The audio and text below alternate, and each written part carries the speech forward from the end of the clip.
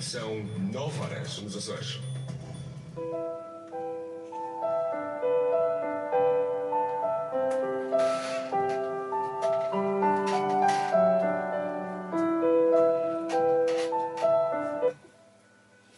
Uma vez mais, olá, bom dia. Esta é a segunda hora do Bom Dia Açores, manhã de quinta-feira. Bom dia, Sr. Padre Vítor. Bom dia, Lucélia. Bom dia, Ana. Bom dia aos nossos ouvintes e os nossos ouvintes do Asas. Cá estamos nós, Mais uma quinta-feira. É Isto verdade. de quinta a quinta parece que o tempo voa. Voa mesmo, é? Acho que é uma impressão psicológica, porque o tempo tem sempre o mesmo tempo. Mas é rápido, passa depressa. Hoje é dia de quem? Qual é o santo? São Bruno. Muito bem. Foste estudar a lição. São Bruno. Pois sim, senhor. Já agora quem é São Bruno? Ou quem foi São Bruno? São Bruno foi um pequeno que foi padre, fundou um convento dos cartuchos, porque sentiu o apelo do silêncio, do isolamento, e então fundou os cartuchos. Depois teve que sair de lá porque o Papa Inocêncio II chamou a Roma para resolver graves problemas, para viver ali entre 930 e tal e 1035 e 1101. E uma altura difícil para a Igreja, porque houve ali o cisma do Oriente. E então o Papa Inocêncio chamou porque ele tinha muito o poder da diplomacia na resolução de problemas. Curiosamente, hoje, o primeiro diplomata do mundo poderá ser português. Ele, aclamado daqui a pouco nas Nações Unidas. António Guterres. Chamado Ainda bem. primeiro diplomata do mundo ou o secretário-geral das Nações Unidas. Fico muito contente hoje, que assim portanto, tenha sido. Quando apareceu aquela Georgieva, mesmo ali quase Cristalina Georgieva. Mas, de facto, o processo foi muito mais transparente e ele acho que vai ser aclamado hoje de manhã. E ele merece. Eu acho que sim, é um grande homem, um grande diplomata. E o São Bruno teve que sair do seu convento para ir para Roma ajudar o Papa nessa questão, precisamente, das relações difíceis entre o Ocidente e o Oriente naquela altura. Morreu em 1101. E hoje vamos falar... Hoje vamos falar de um tema muito interessante, que é a gratidão, se bem que não é o tema principal do Evangelho, mas é aquilo que transparece mais. Vamos ler o Evangelho de hoje. Estamos na leitura do texto de Lucas. Hoje é o capítulo 17, versículos 11 a 19. Naquele tempo, indo Jesus a caminho de Jerusalém, passava entre Samaria e a Galileia. Ao entrar numa povoação, vieram ao seu encontro 10 leprosos. Conservando-se à distância, disseram em alta voz: Jesus, Mestre, tem compaixão de nós. Ao vê-los, Jesus disse-lhes: Ide mostrar-vos aos sacerdotes. E sucedeu que no caminho ficaram limpos da lepra. Um deles, ao ver-se curado, voltou atrás, glorificando a Deus em alta voz, prostrou-se de rosto em terra aos pés de Jesus para lhe agradecer. Era samaritano. Jesus, tomando a palavra, disse: Não foram 10 os que ficaram curados? Onde estão os outros 9? Não se encontrou quem voltasse para dar glória a Deus, senão este estrangeiro. E disse ao homem: Levanta-te, segue o teu caminho, a tua fé te salvou. É o texto que nós vamos ler no próximo domingo, 28º, do tempo comum. Aparentemente, o tema principal do texto é a gratidão, o agradecimento que este samaritano faz da cura desta doença terrível naquela altura, que era a lepra. Foi o único. Mas é claro que há temas aqui muito mais importantes do que a questão do agradecimento. Porque Jesus disse a todos para irem mostrar-se aos sacerdotes. Portanto, eles obedeceram ao mandato de Jesus. Jesus não disse: venham depois agradecer-me. Disse para irem mostrar-se aos sacerdotes. Porquê é que eles tinham que ir mostrar-se aos sacerdotes naquela altura? Porque eram os sacerdotes que verificavam se eles estavam realmente curados para poderem voltar para a comunidade e para as famílias. Porque a lepra, como era contagiosa na altura, eles eram excluídos da comunidade e iam viver nas cavernas, nos montes. Olha que católicos. Então eles tinham, os sacerdotes daquela altura, os sacerdotes judeus daquela altura, é que diziam que eles estavam aptos para voltar à comunidade e às famílias. É natural Todos os biblistas dizem isso, por acaso. É natural que os outros depois também tenham voltado. Mas aquela gente estava condenada à morte. A lepra não tinha cura. Aquilo era uma condenação à morte. Era uma morte antecipada. Eles tinham-se despedido das famílias. É natural que quando te vês curado, a primeira coisa que és é ir ter com a tua família.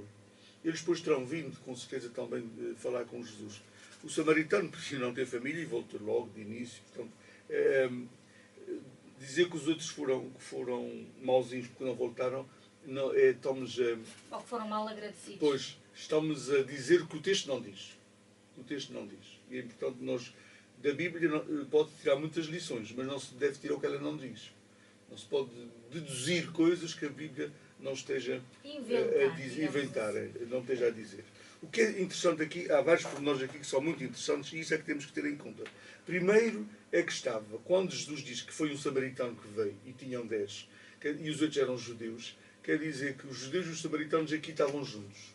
Coisa que raramente acontecia. Os judeus não se davam com os samaritanos.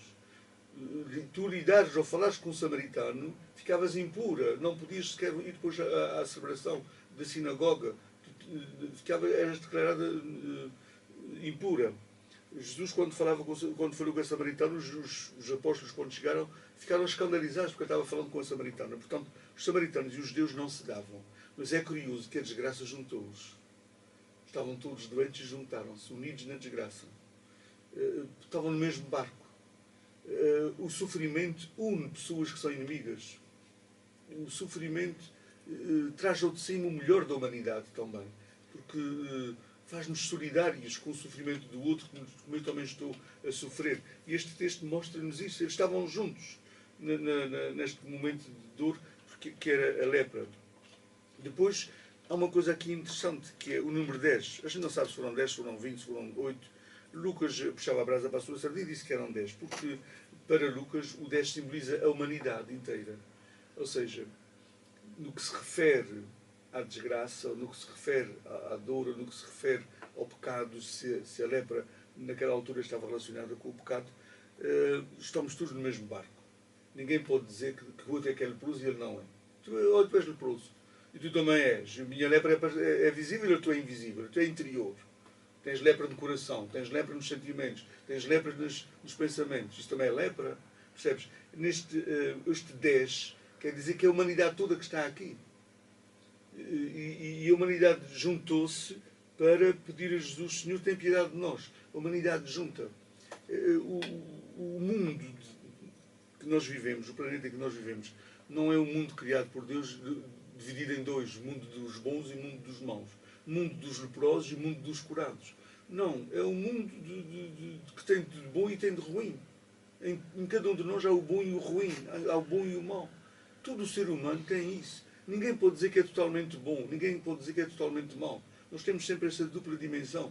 Porquê? Porque somos livres. Somos livres. Por sermos livres a gente faz escolhas erradas, mas todos as fazemos.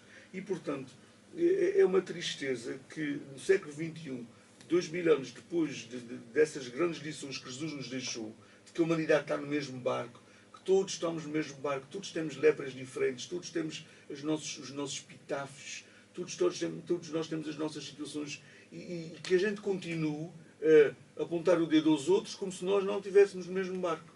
Que a gente continue a excluir pessoas que fazem escolhas diferentes como se não estivéssemos no mesmo barco. É uma das grandes lições que este Evangelho nos quer dar.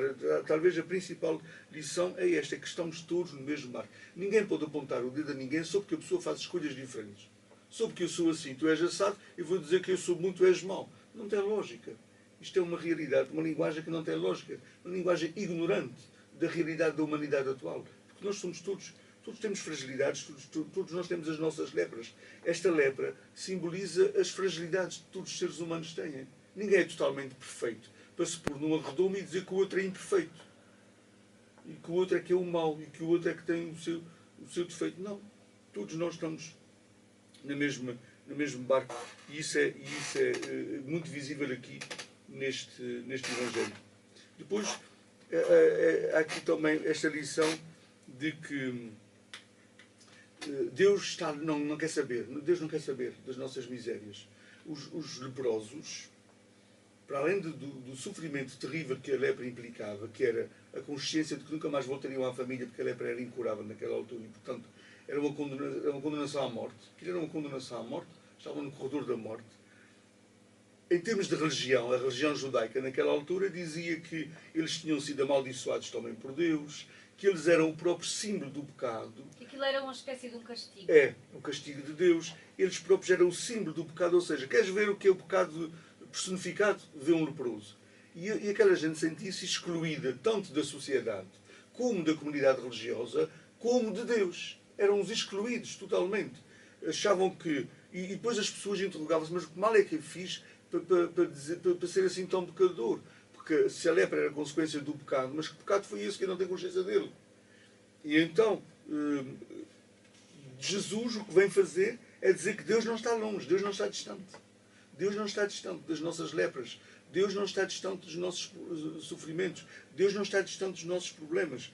Ele aproxima-se de nós. E Deus não tem problemas em aproximar-se de nós. Deus não tem vergonha de nós. Deus não tem vergonha das nossas lepras.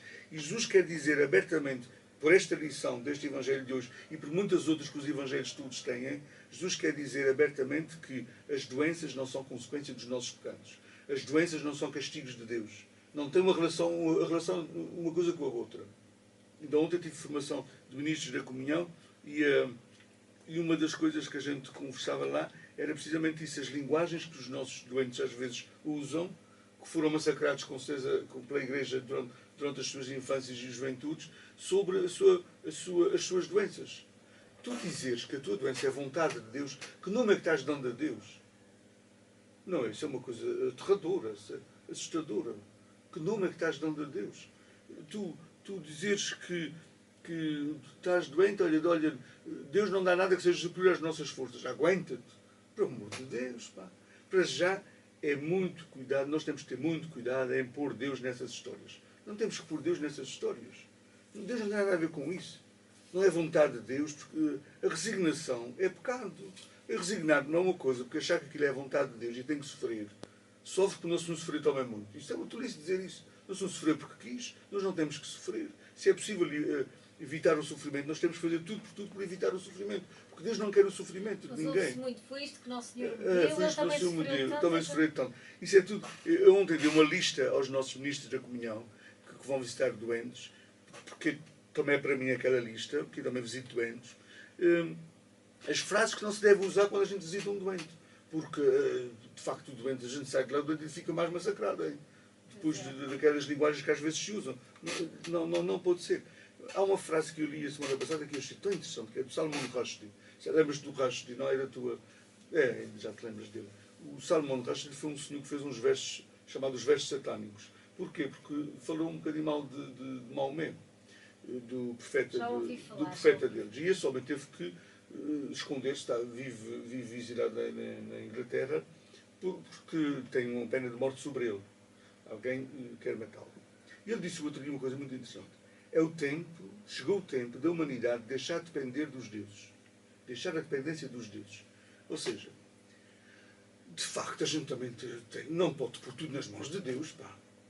A gente foi criado, mas o problema é que eu fui criado, já tenho 50 anos. Quando eu fui criado, eu entendo que os meus pais diziam assim, mas hoje não se pode dizer, porque a gente já evoluiu, já aprendeu, já foi explicado pela Igreja. As pessoas não podem continuar a dizer as mesmas coisas. Há outras mentalidades. Não é? A gente tem que dar a volta à situação, porque a gente também evoluiu noutras coisas. Também temos que evoluir na relação com Deus.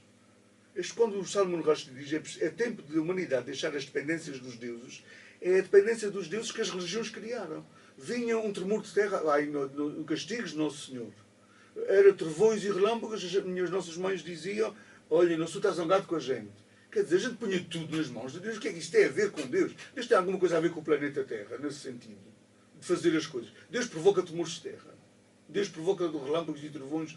Pelo amor de Deus, isso são fenómenos próprios da nossa atmosfera e do planeta Terra. Deus não tem nada a ver com isso. A gente não pode pôr nas mãos de Deus coisas que não são dele. Quem diz isso do planeta também diz as doenças. Deus não dá doenças. Deus não dá doenças. A gente não pode pôr nas mãos de Deus aquilo que não é de Deus. As doenças acontecem porque tem um corpo. E o corpo gera doenças. É natural. Se não são minhas as doenças, foram os meus pais que me deixaram. Nós recebemos heranças dos nossos pais também, genéticas, que levam a doenças. Não é Deus que tem nada a ver com isto.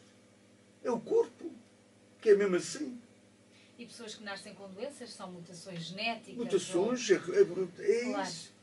O mundo é doente, o mundo é doente. Este mundo não é perfeito. É claro que se o mundo é doente e não é perfeito, porque é mesmo assim, as coisas que existem nele também não são perfeitas. E de que maneira? E são doentes. Eu queria falar consigo sobre um tema que isto está-me aqui atravessado, que é a questão do acordo de paz que ia ser feito entre a Colômbia e as Farc. Como é que aquele povo diz que não ao acordo de paz? Eu acho uma coisa também absurda. Há bocadinho estava a dizer colocar nas mãos dos homens, mas às vezes não podemos colocar nas mãos deles porque eles não sabem o que fazem. Pois e depois diz-me uma coisa: se eles não quiseram a paz, o que é que não se tem a ver com isso? Não é? Se vier a guerra matar mais gente, eles vão dizer: não sei como é que permite esta guerra. Não, não tem nada a ver com isso. Não se dá-nos inteligência para a gente fazer escolhas boas. A gente às vezes faz escolhas más. Não se diz assim: meu amigo, assuma a responsabilidade. Mas como é que alguém é capaz de dizer que não ao acordo de paz? É porque nós somos vingativos, eles querem vingança. O povo às vezes é mesquinho e quer... Não, senhor, aquela gente matou muita gente. Eles já pediram desculpas publicamente. Não, eles querem dinheiro. As vítimas têm que ser ressarcidas. Se as vítimas já morreram, quem é que vai receber dinheiro? É quem está vivo, à custa dos mortos. Eles querem dinheiro, querem vingança. Há muita justiça que é disfarçada de vingança. Ao contrário, mas as pessoas querem logo a ressarcido. Aquele miúdo de 16 anos do continente independente, mas não é julgamento que eu estou fazendo, que houve ali uma discussão e os filhos do embaixador bateram nele. Aquilo agora é dinheiro que eles querem, é claro, é dinheiro. Um rapaz de 16 anos às 4 da manhã, a mãe está tranquila. Que mãe é esta? É que um rapaz às 4 da manhã fora de casa, com 16 anos. Também não se perguntou isso. Sim, há que era dinheiro. Não, ele tinha 15 anos, ele fez 16 agora. Ele tinha 15 anos. A mãe estava tranquila em casa com um miúdo de 15 anos fora de casa às 4 da manhã. Os pais erraram. Mas agora queremos dinheiro. É logo dinheiro. Os pais erraram. Agora, os outros não podem usar. Não pode usar e tem que haver justiça ali. Claro. Tem que haver justiça. Tem que haver justiça. Eu não concordo com indemnizações. Nunca concordei. Porque é vil. É vil. À custa de um morto, à custa de pedir dinheiro. E aquilo que na Colômbia que a gente quer é isso. É claro que as Farc têm que pagar. Como é que se paga a vida de uma pessoa? Dinheiro. Não era tão bom este momento e novo, 50 anos depois de uma guerra, 500 mil pessoas que morreram, não era tão bom agora. Morreram dos dois lados, os dois lados mataram. Foi tão bonito, pá, foi tão bonito. Os dois lados também pecaram, não foi só de um lado que se pecou, não foi só de um lado que se pecou. A guerra da Síria é uma guerra que existe uma guerra na Síria, mas há dois lados a fazerem guerra. Portanto, não se pode dizer que é só um lado que é o culpado. Independentemente de não concordar com aquele senhor presidente, mas não, há dois lados a fazer guerra. Só há guerra quando dois fazem. Não é só há guerra quando dois fazem. Na Colômbia, dois fizeram guerra. Os 500 mil mortos não foi só das Farc, não foi só daquela gente que eles chamam de terroristas. Portanto, a gente também... nós temos muita justiça, muita vingança disfarçada de justiça. E é claro que o perdão anula a justiça automaticamente. Pronto. Não é dizer que não tem que se fazer justiça, é dizer que o perdão está acima da justiça. As pessoas às vezes perguntam-me como é que Deus me perdoa tudo então? Ele não é justo. Como é que Deus perdoa se ele é justo? Imagina que tu deves... Vamos contabilizar os nossos pecados em dinheiro. Imagina que os meus pecados dão 1 milhão de euros. E, portanto, eu tenho que pagar 1 milhão de euros a Deus. Pela justiça. Isso é uma dívida que eu tenho para com ele, que eu não devia ter pecado e pequei.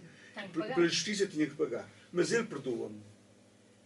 Quando ele me perdoa, ele deixa automaticamente de ser justo? Não é. Vendo por essa perspectiva, não é. Sim. As pessoas continuam a dizer que mas ele é justo. Não. Ele é justo, mas é livre. Tem que se juntar aqui a terceira característica. Deus é livre de usar a justiça e a misericórdia. Porque ele é livre de usar a misericórdia e não a justiça. É só isto. Agora, na Colômbia, o povo era livre de usar a justiça e a misericórdia. Não quiseram a misericórdia, querem a justiça.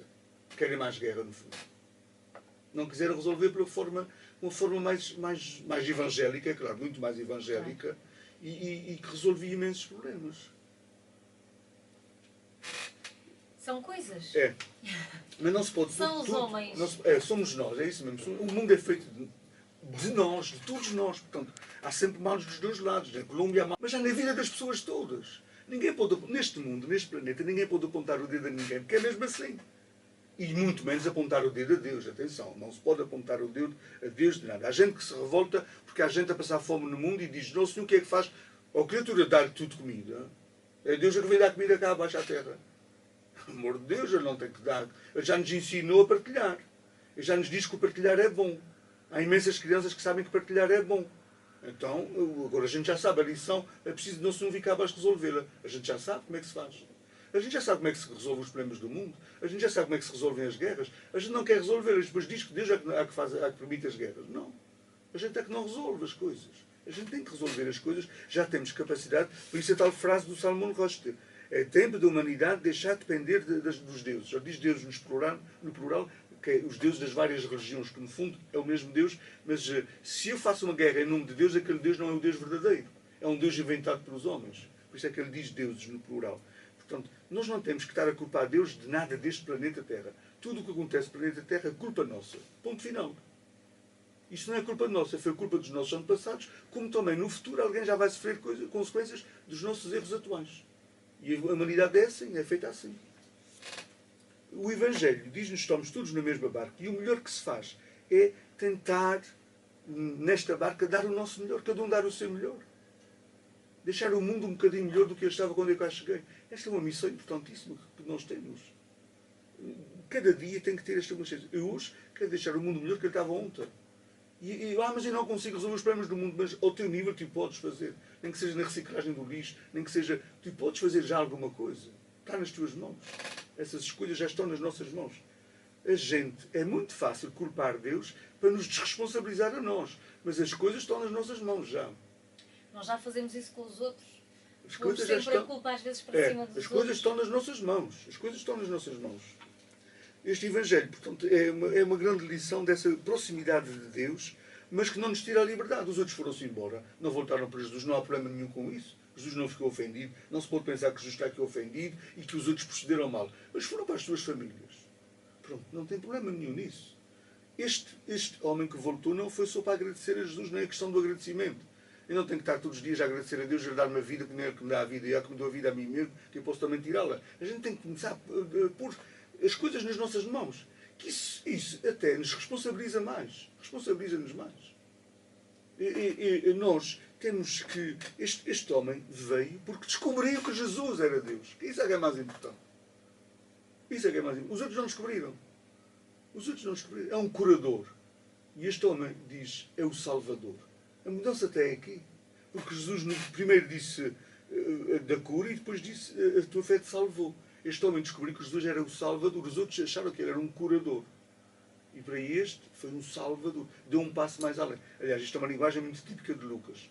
Porque, vindo de um samaritano, a gente percebe que é mesmo de Lucas. Se eu não soubesse que tinha sido escrito por Lucas, ia chegar logo lá, conhecendo Lucas. Porque no fim, Lucas também coloca o centurião, que também não era judeu, a dizer: os judeus estavam vendo na cruz o crucificado. E ele viu o Filho de Deus. Quando diz logo, verdadeiramente este homem era Filho de Deus. Pela atitude que Jesus teve na sua morte. E era um homem fora da religião. O centurião é fora da religião. Era um romano, portanto era um pagão. O Lucas põe na boca de gente fora da religião normal, do esquema normal da religião dos judeus, frases destas. Descobri que Jesus é que é Deus. Jesus é o Deus. Jesus é o Filho de Deus. E este homem viu que Jesus era o Filho de Deus. É claro que a gratidão é a melhor forma de se viver, a melhor forma. E então, no mundo que nós estamos a viver, a atitude de gratidão é importantíssima. Eu digo tantas vezes às pessoas, a todos os níveis, mesmo idosos, mesmo doentes, muitas situações, nós todos os dias temos que fazer o nosso diário da gratidão. As coisas que a vida me dá, Qualquer pessoa pode fazer o seu diário da gratidão. As coisas que eu recebo todos os dias, desde que me levanto até que me deito, é de facto, comparativamente a muita gente que neste mundo não tem, é de facto motivo para dar graças. Viver de uma forma agradecida e não sempre a namorear-se ou sempre a queixar-se, até dá saúde. No passado mês de setembro nós tivemos o Dia da Gratidão. Houve um dia dedicado à gratidão, final de setembro. Que é um dia importantíssimo, porque nós somos uns queixinhas. A gente queixa-se de imenso, de tudo. Estamos sempre a queixar-nos de alguma coisa. A gente num instante diz 50 queixas e se a gente disser assim, dá-me 50 motivos de gratidão, a pessoa tem uma imensa dificuldade e temos mais que 50 para agradecer, comparativamente a muitos seres humanos neste mundo. Mas a gente tem mais o hábito de queixarmos-nos do que de agradecer. O agradecer é mais saudável. É mais saudável para a nossa mente, é mais saudável para a nossa alma, é mais saudável para a nossa vida. O agradecer. Vamos à agenda desta semana. Vamos começar a visitar doentes. Eu já vou visitar os doentes aqui na Matriz, começar a visitar os doentes na Matriz. Recordo que logo há missa às 19 horas na Matriz e às 20 horas já há reunião de catequistas da Matriz e do aeroporto. Recordo também, amanhã às 18h30 missa em São do Espírito e às 19 horas a reunião de catequistas. No sábado a missa no aeroporto às 19 horas, no domingo missas 10 horas Matriz e São Pedro, 11h15 Santa Bárbara, 11h30 Almagreira, 12h30 Santo Espírito. Recordo que na semana que vem, toda a semana, eu vou visitar doentes. Na segunda-feira, há missa em Almagreira às 18h30 e às 20h30 há o Conselho Pastoral. Todos os anos, no início do ano, convocamos o Conselho Pastoral. O que é o Conselho Pastoral? Podemos dizer que é o correspondente ao Conselho de Ilha. É, dentro da igreja aqui em Santa Maria, todas as pessoas que são responsáveis por alguma atividade da igreja em cada paróquia reúnem-se neste Conselho Pastoral de Ilha, de todas as paróquias, que ainda são 30 e tal pessoas, para termos uma agenda de trabalho, para tratar os assuntos mais importantes aqui na ilha, tomar as decisões mais importantes aqui da igreja na ilha de Santa Maria, durante este ano de 2016-2017. Faço um apelo a todos os que fazem parte do Conselho Pastoral, já sabem que já têm ido, que segunda-feira às 20h30 o Conselho Pastoral na Almagreira, no Centro Pastoral de Almagreira. Se algum membro de algum grupo não pode ir, deve arranjar um delegado para ir ao Conselho Pastoral. Recordo que a agenda de trabalho está no renovar de outubro. Um bom dia para todos nós. Obrigada, bom dia.